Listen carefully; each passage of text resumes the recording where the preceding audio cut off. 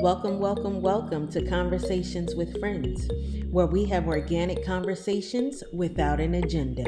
I'm your host, Erika Renee Land, and today's special guest is my best friend and educator, Shenelle Spady. Thank you for tuning in to episode number 1. It's a whole new world where we talk about these kids going back to school during COVID. So what are you working on? Like another degree? Like you doing that work, or you doing stuff at school? Stuff at work. Okay. School, actually go back to work next week. Okay. So what does that look like for you all? Shit, I don't really know. It's 100% virtual, but they're changing the platform, right? They went from Power School Learning, which was just this average little form, to going to Canvas, which everybody had gone to, but we didn't. So we have to learn it, and I know it from the student version. I didn't know how to build it from the teacher version, but Right. the teachers are going to be introduced to it, so I have to do the modules so that I can be a support when they learn it. Right. So, Right. and then also, since we're doing open house, which is not really open house, it's so stupid. They're doing a virtual open house, but instead of having it so that, like, I thought we was going to have it like all the teachers are going to have to be available in these certain Zoom rooms, and parents can come stop in the room and talk to the teacher. Mm-hmm. That's how good schools are doing it. My school, who does just the minimum, have decided that they just want the teachers to create the videos. So I had to go and train on WeVideo so that I can create a video to teach them how to use the basics of WeVideo. And the way it's set up, I would say 60% of my teachers will probably go in it and didn't need the tutorial. But some people just needed the walkthrough. So I had to create a basic one and a tutorial set. So that's what I've been doing because teachers will be coming back. But they moved away last year when we went virtual. We weren't really ready. So they just was managing assignments and giving students work. Now we're doing asynchronous teaching. So they have a schedule where the kids have to be on Zoom. Mm-hmm. But you know who made a come up doing this thing? Zoom, because they just released recently a new platform called Zoom for Education. Mm-hmm. So now they've made it so that it talks to our programs, because what they were finding that people were using Zoom for classrooms.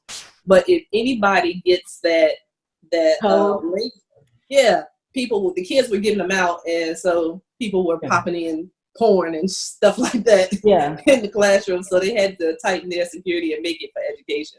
Yeah. So Nice. now the teachers this year are going to have to do that. In terms of my position, they still trying to build it, but for the most part, my job all day is to be popping. I'm going to have a list of teachers that I have to work with.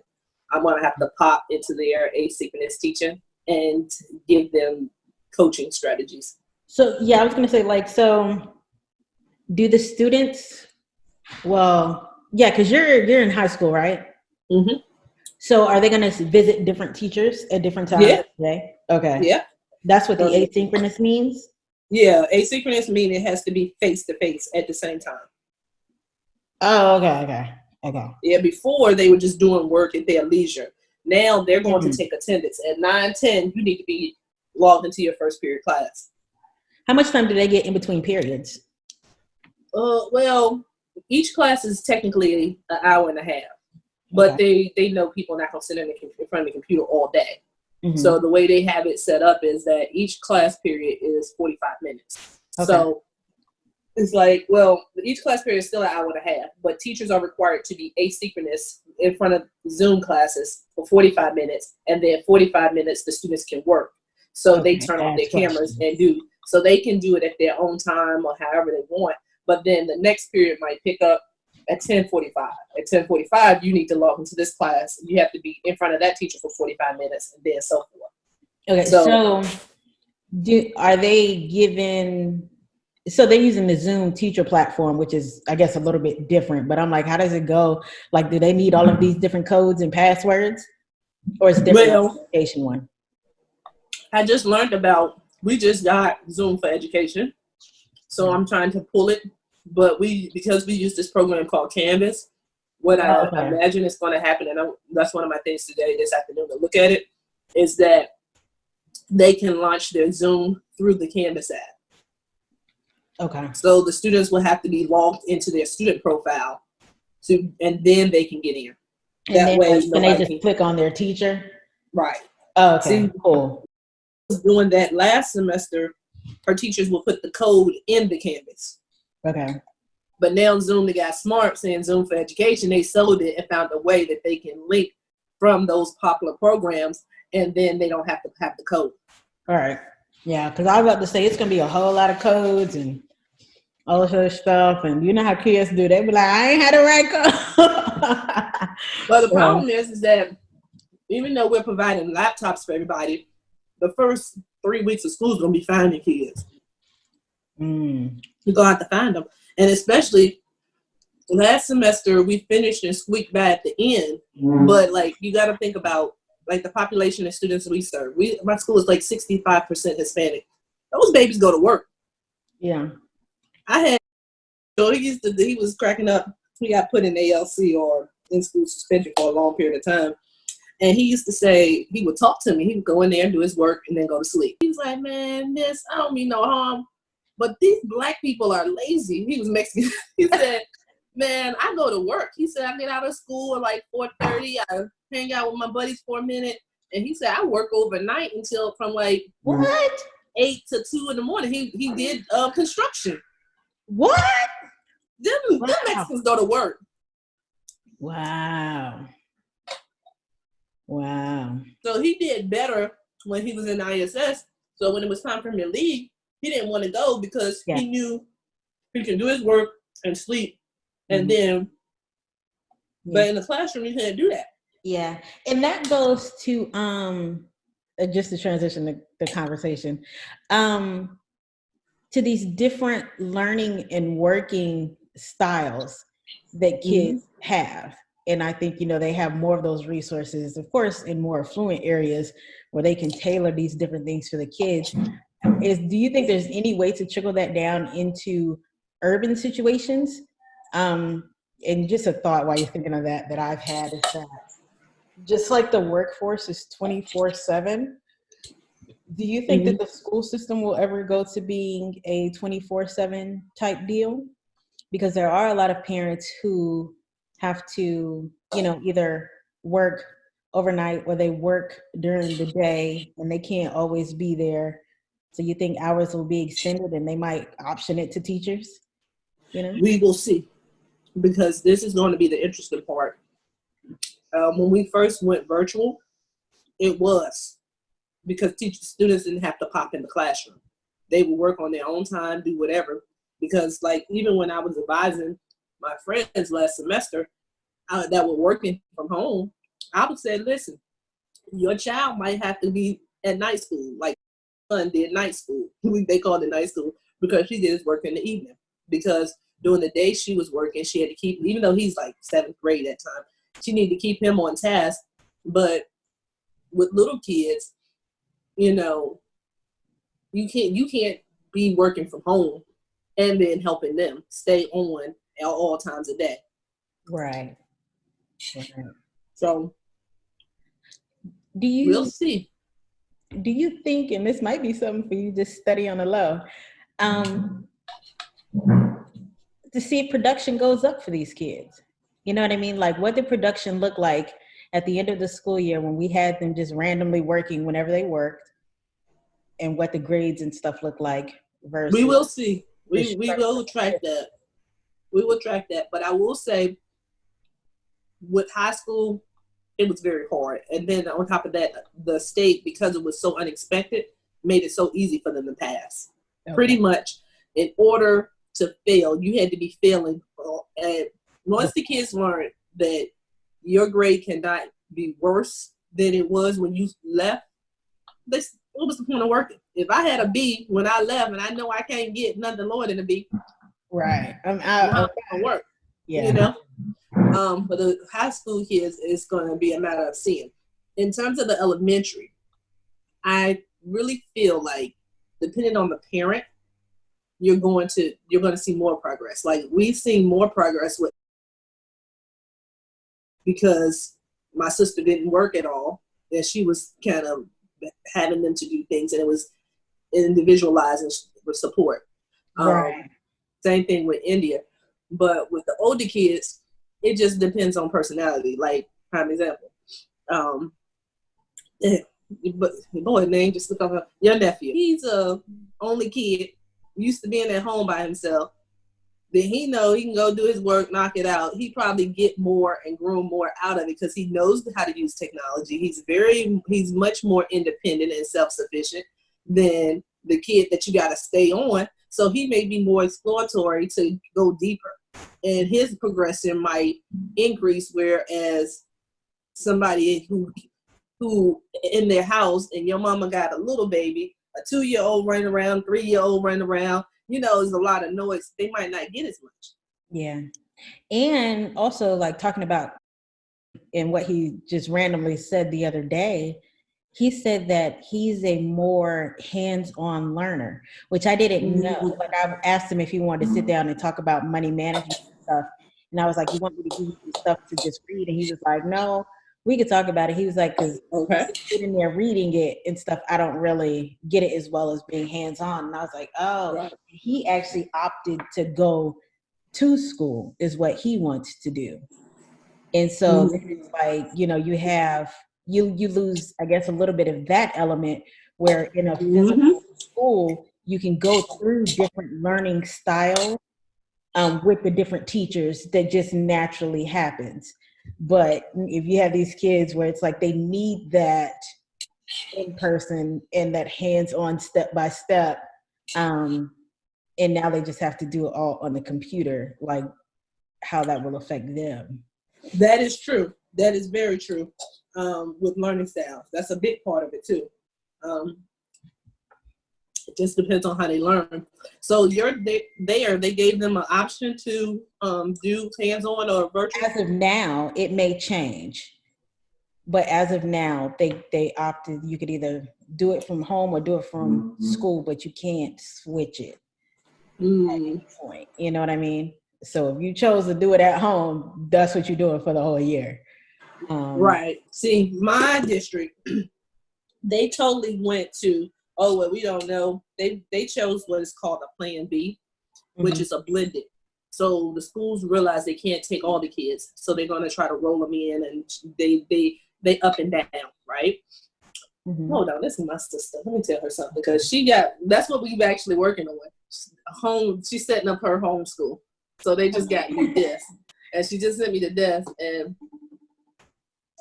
hello, 2 things. Why? Because they're so close to each other. They need to have their separate room, and 2, they're going to share that. What I'm saying, not the bad part, is this just like you put up there, but put that's close to the chair, and then have that middle portion with the extra desk. The door in the middle of them, so they won't be so close together. All right, bye. So we went to IKEA, and IKEA, you can't find no desks. When I say the cheaper desks are gone, right? Really? So they had this $49 desk that we were trying to get, and we live an hour away from IKEA. So we gauging, because they don't let you do a pickup order. So we gauging. I get there, I find one of the $49 desks and one of the $79 desks. So the $79 desk is just like the $49, but it has a door where you can store stuff. So my sister got one of each. So what she did is she put them like in this video. Look, she did. Let me show you. And she's not understanding what I'm telling her. Hold on, can you see me? Okay. So she put the big desk, and I said, make it so that middle portion is between the 2. Yeah. So that they won't be sitting right next to each other. But she's not getting my point of saying that. Yeah. So just like us, a lot of people have been like, with them, they have to think that this is school time, so they have to have their own place. Even to the point, for her birthday, she asked for a laptop. I said, why you need a laptop? Because you have an iPad. But the kids don't see it as being the same type of, you can do everything. They just think the iPad is a game and you hold it. So what we did for their schooling, I bought these wireless keyboards and mouse, and it converts them. It's like a desk setup. So now that they got the mouse, they think, oh, this is like school. You know, it's like crazy how it's just, you got to play on your mind. But like our districts, because of the Plan B and they up and down, they say, okay, well, we're going to try to move to get kids in, and the elementary school kids are going to go every day. The high school kids are going to work remotely for the time, and middle school kids are going to come 2 days a week. Some BS.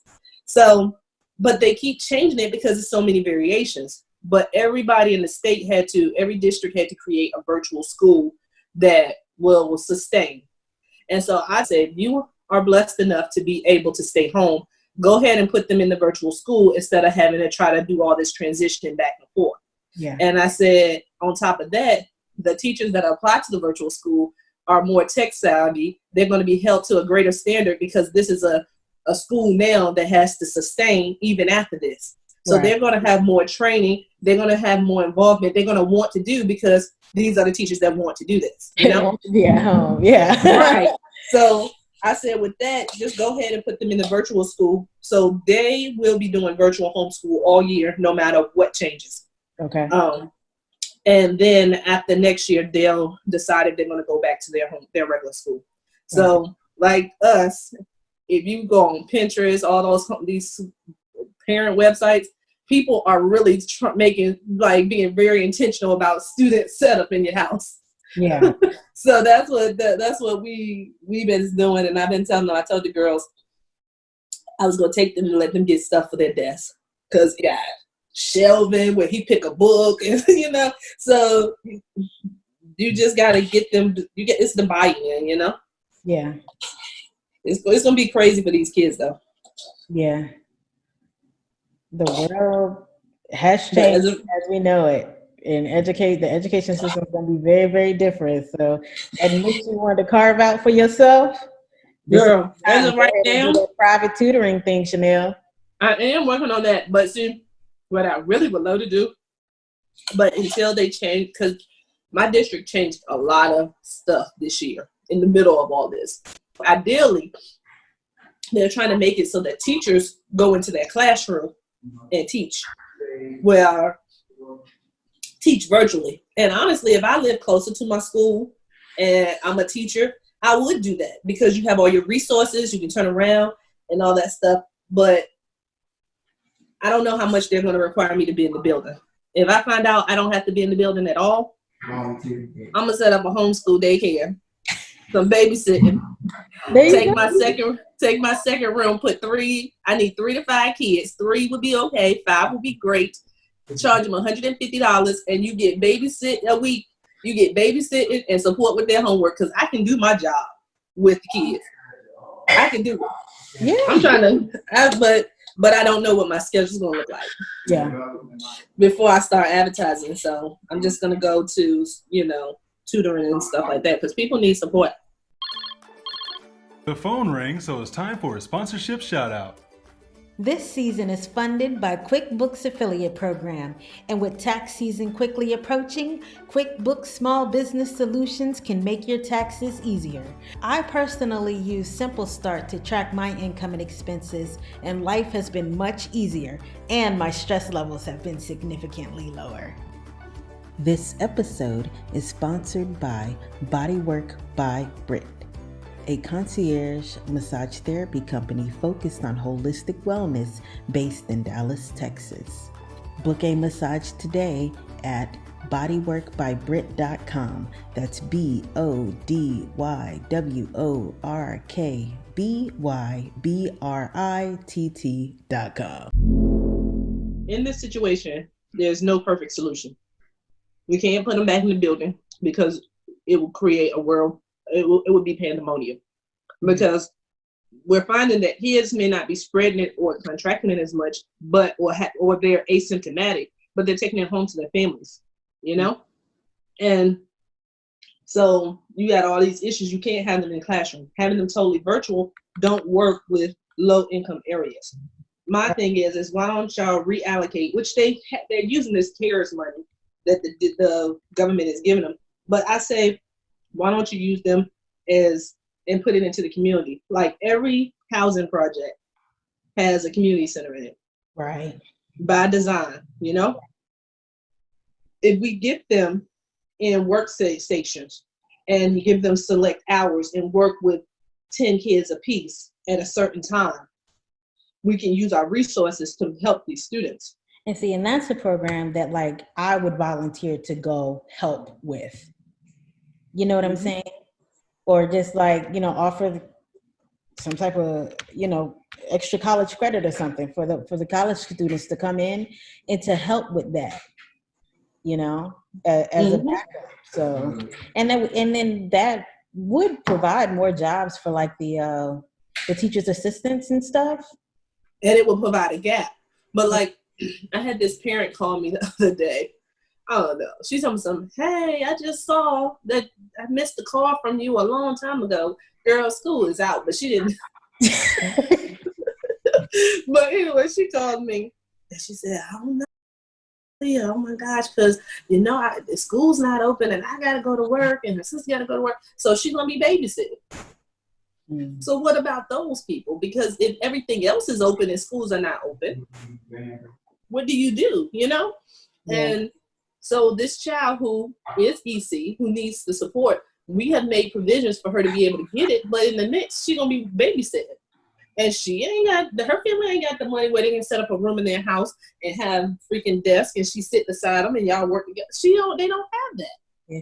And I think that I read a couple of weeks ago that they've started closing a lot of the boys and girls clubs and stuff like that, like even some of these like community centers that can implement stuff a lot easier and be like, this is, we have to cap this amount. They still haven't even opened up public libraries. And public libraries is a sanctuary for the high school kid that if you have a high school kids that responsible, but their families, they go there to work to get quiet.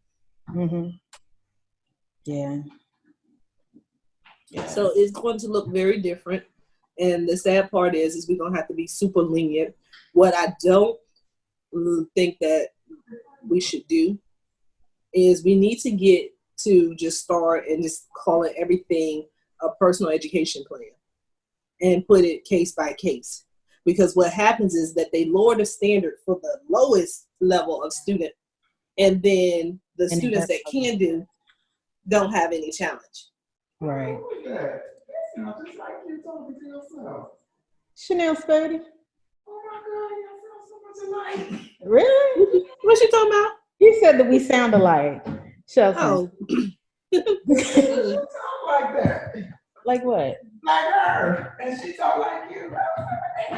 We thought you was talking to yourself. We just talking about the school district, the school systems and stuff on Zoom. Hey, how you doing? She can't see you way there. I can see him now. Hey. With that Redskins hat, you better save it because you know that everything gonna be worth some money later. That's what I'm thinking. It sure is. To save it. Probably not. Probably, yeah, they probably throw it in the They gonna burn it. You still represent this. Yeah. But yeah, it's gonna be so different, and I just feel like we can't do things on a prescribed way. I think that it's going to be up to teachers, students, and families to pull what they need. And like a lot of our Hispanic families, they go to work.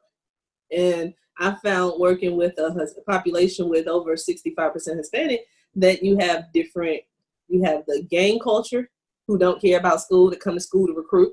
They ain't gonna do nothing because they don't care about education. They don't have a green card, feel like they never can get anywhere, so they just go into the streets. Then you have the hardworking Mexicans who have gone out, used their skills. Their dads and uncles have businesses, and they push education really hard. So they're high flyers. Like some of our top students are Mexican students, Hispanic students, because they have been pushed because their family has made a way out. And then you have the other group who is in between, and he's making do. But when you have to put him in a situation of being mobile like this, it makes it harder when he know that I can go around here and be working on this construction site and I can bring home $200 a day and give it to my mom, you know? Yeah. So what do they have for enforcement or to track these kids down and the penalties? good question. Well, last time when we left school, nothing. Okay. This time they have hired, or basically they reallocated a lot of people. The people who were jobs like teacher assistants and stuff like that, they've created this task force in my district called the CARES team. Okay. And so a teacher have different avenues. It's like a hierarchy chart, like my ninth graders. If the teacher said, this kid hasn't been signing in on or coming in on my screen all week, it would come to me as their dean of ninth grade, and I will call and try to get in contact with the family. Okay, I can't get in contact with the family. I contact CARES team. CARES team go out to the home, and they say, well, your child is not getting on. Do you not have access? What do they need? They start to do whatever they got to do to get them in. So that's how they get them on. So that's what that's supposed to look like this year. I'll see. Is there a big gap in between if they go to the house and they're like, hey, what do you need? Do they already take like the laptops or the iPads with them to get the child set up and to make sure the internet and stuff? Or does it take like a week to get it together to get them in school? Actually, it's a pretty fast turnaround in my district. Mm-hmm. I know in the district that I live in, a lot of kids went without devices because they didn't like first of all, 65% Hispanic.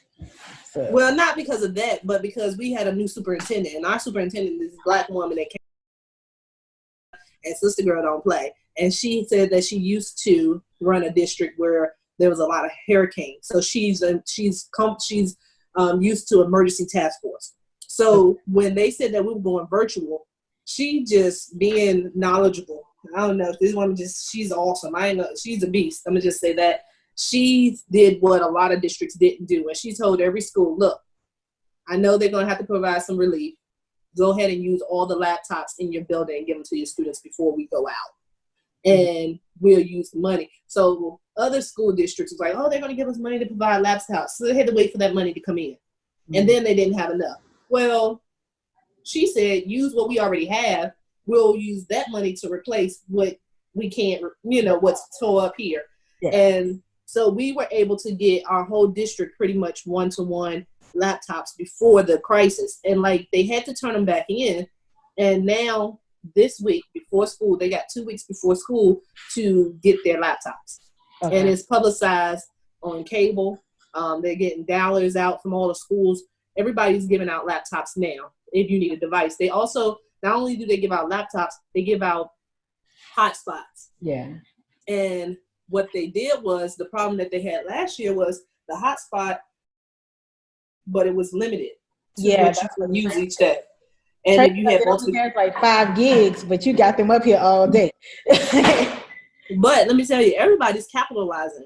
So like here, of course, signed on with the federal government, of course, and they're probably getting billions of dollars now. So if you receive like EBT or anything like that, you can get free internet services through them through a grant that they use it.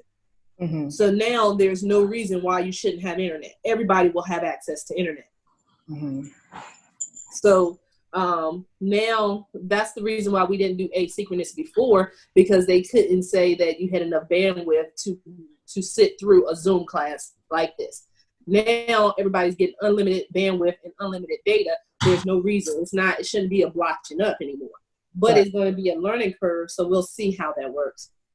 Mm-hmm. But the resources are pouring in. I ain't going to tell no lie. As far as education is a jacked up situation we in, but it's so many resources, even to the point, I don't know if they're doing it everywhere. Any student who got free or reduced lunch, they gave them PEBT. Are they going to be like delivering the food on the school buses and stuff? But they don't. They still doing that. Are they? They do. They still do that. Like they give the food workers what they want to do. Do you want to cook or be a part of the delivery team? So they're using all these food service workers throughout the district to keep them employed. Yeah. So they're still delivering food. It sounds like the district that you work for could truly be a model for a lot of other districts and states who aren't. We ranked in terms of access to students like when we went out, we ranked number 1. Like we did it the fastest and the most efficient. Mm-hmm. However, it really just depends on the school. Like the district I live in was not there.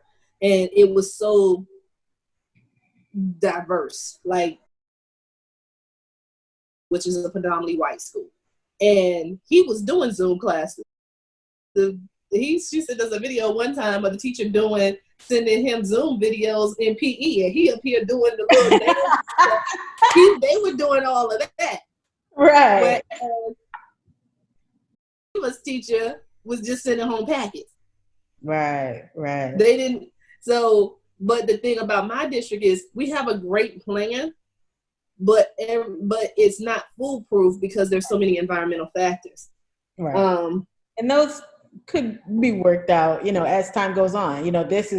We're only 4 or 5 months into. I don't see us going back to school this year. Yeah. I really don't. Because the spike is supposed to hit in September. And I think that I think an Atlanta school might have gone back, and then the virus cases went up among exactly. So yeah, and they gonna see that. Then you have you want to have COVID plus flu season hit in October, November, December. A nurse told me that yesterday that she thinks that's when it's really going to spike because it's going to hit, and then they're probably going to have a hard time distinguishing between what's going on. Yep, and then by the time they get to a point that they can maintain some semblance of control or understanding, it's going to be the spring, which is too late for us to even try to track it back now. So but my district has done a really good job they have a plan, and I think students with special needs are going to eventually be able to go back to school. The governor made it so that it's a plan B, which means that the whole state does not have to be remote, but everybody can't go. He said the risk is too high. So if you have smaller kids, like me personally, if you have a kindergartner, I would stay home. Well, but that 1st to 3rd grader, those are the pivotal years where they learn how to read. Mm-hmm. That would be my primary contact. If you know how to read, then you have been in school, then you can work on some of the other aspects, Mm-hmm. But first, 2nd, and 3rd graders would be if it was just my decision, they would be my most biggest targeted area because that reading is hard to come by virtually. Wow, that's a study for the cohort. You know what I mean? Like these kids were at that pivotal stage when Corona hit, and we had to change up the school system. 16, 17 years from now, not that far, but right. How many of them graduated? Those are the kids that I would put in school first. Mm-hmm. Yeah. Because teaching a kid how to read is harder than we think. Mm-hmm. Do you have any recommendations for a phonics program? For what? A phonics program, like just working with younger kids. We have a child now. How can I have him reading back then?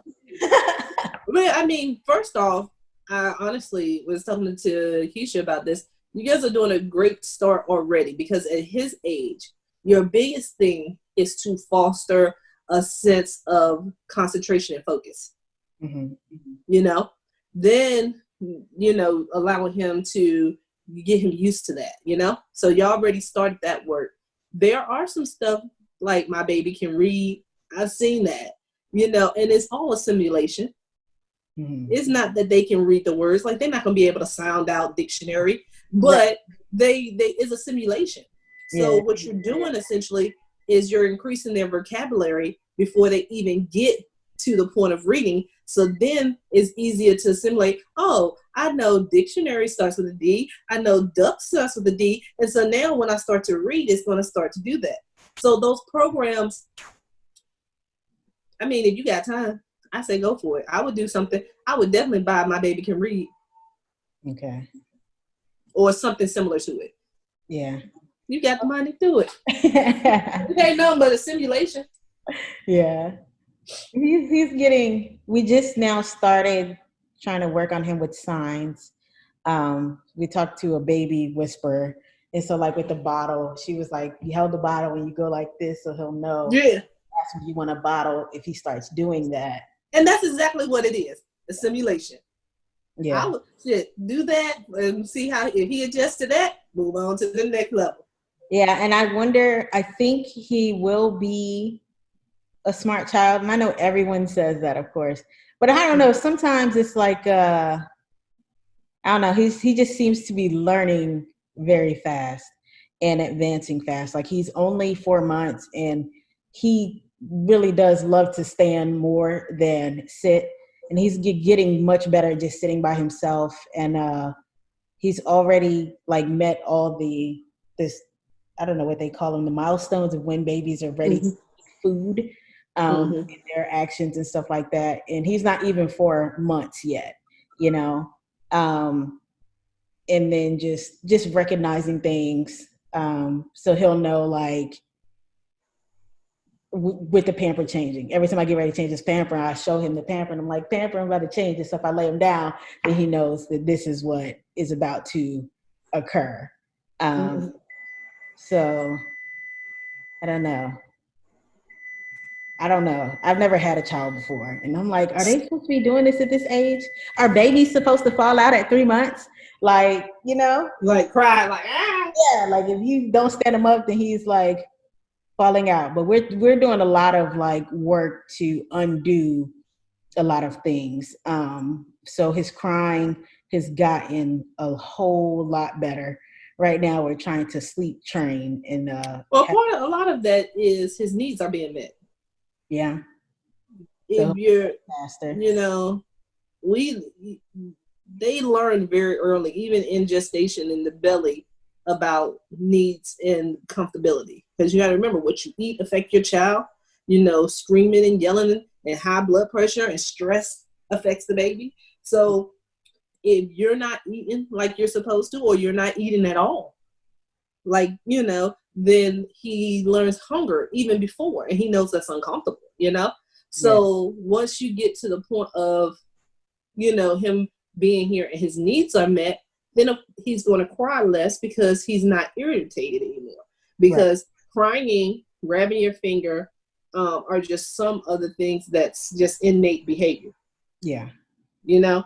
So that crying comes because I'm uncomfortable in some type of way and I got to get it out. You know, I can't tell you what's wrong, but something is not right. So the more his needs are met, the less he's going to cry. But he's still going to cry sometimes because he don't know any other way to express himself. Yeah. Like if I'm hungry, I can walk up to you and say, I'm hungry. But I got to cry to let you know. Yeah. And then my needs met and I'm good. So and he knows. So like if he's like crying and we get the bottle and show it to him, he knows that we're trying to get it, then he'll just go ahead and calm down. So yeah. Yeah. But I mean, at this point, like I said, I've never had a baby at this age, so I don't know. But I do know that the most important thing outside of the education and all that stuff is just feeling loved. So playing with him and making him smile and him seeing those facial expressions and stuff, those are the biggest things that you can do right now. So as long as he's getting his needs met, he's being loved on, and he's just getting used to his environment. And whatever environment you put a baby in is what that's what they're gonna grow into. Yeah. Yeah. He's doing good. I don't know if he's asleep or awake right now. He slept for a while. We tried to take him to the doctor today, but that was a bust. Because I set the appointment up and told him it was his 4-month appointment. Mm-hmm. And so it's 5 days before he turns 5 months. So today she was like, oh, we can't see him because the insurance won't pay for it. You're 5 days too early. And I'm like, what? So she could have told us that when we scheduled the appointment. I said he's coming for his 4-month appointment. His birthday is on the 8th. But yeah. So, but he's doing really well. I just told Carissa to bring him to me. So. Oh, he about to come. I want to see him. Hey, Is that who you've been Mama number 2? What she said? I've been like waiting for you to get off this call. I ain't been able to get no work done with him. Uh-huh. Oh, well, that's Hey, good. you turn on the light. Hey, Casey. What she said? I thought it was swinging. She did. She said that too. Oh, you just threw up. What did you just threw up? You need a paper towel? Need a paper towel? No, I think it doesn't. It looked like it fell in his. Look, Casey. Hey. My bad, Shawty. Hey. Say, I want to stand up. Hey. With your handsome self. You like people to talk to you. Look, I'm going to need you not to be smiling and looking because you hear somebody's voice. Hey. They want to laugh in front of the screen. So y'all been at your mom's a lot, or y'all been rotating? We just come randomly.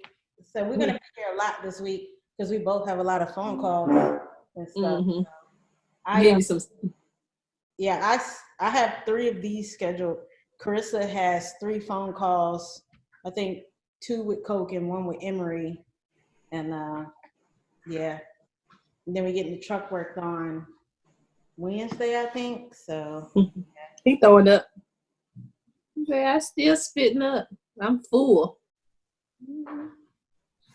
say I have not had that pacifier today. That's probably why I'm crying. I haven't had that pacifier. Y'all taking him off the passy? Yeah, he have us up way too many times at night just to put it back in his mouth. So, yeah. Oh, if it falls out. Uh-huh. So, I got him this cup, and he can just chew up. He can hold it. He can hold it and chew.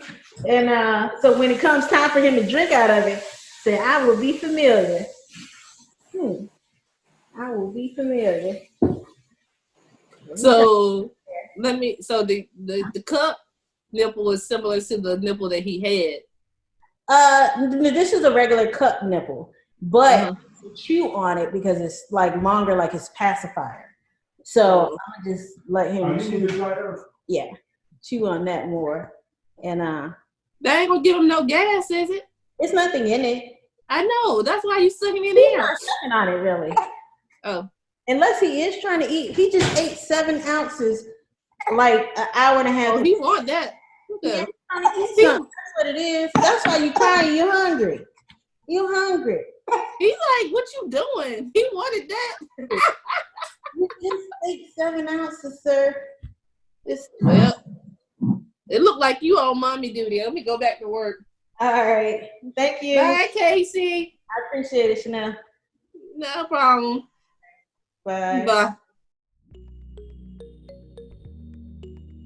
Thank you for tuning in to episode 1 of Conversations with Friends. It's a whole new world. Alongside me, your host, Erika Renee Land, with Shenelle Spady.